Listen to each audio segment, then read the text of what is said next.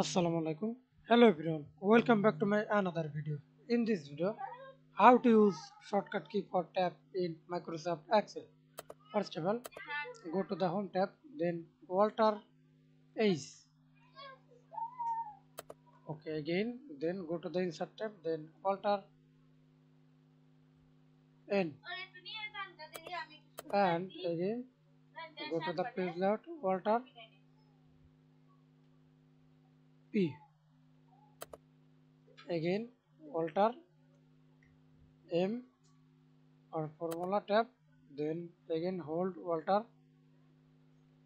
Show this all tab or key. A for data, R review,